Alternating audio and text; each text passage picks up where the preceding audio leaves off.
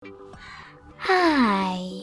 In front of me is Samsung Galaxy M14 and today I would like to show you how you can switch on or off location of this device.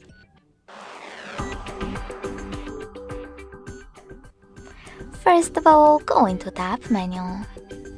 Now you need to look for location shortcut and when you find it, click on it. As you can see, mine is over here. So if I click in close in this pop-up and go back, I can see that location is now off, but you can always turn it back on by tapping on the same now gray shortcut.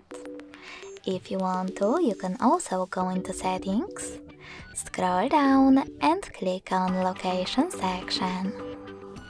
Then manage it thanks to this switcher at the top.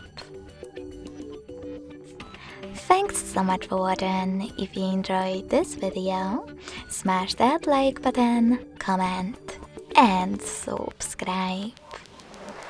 Bye!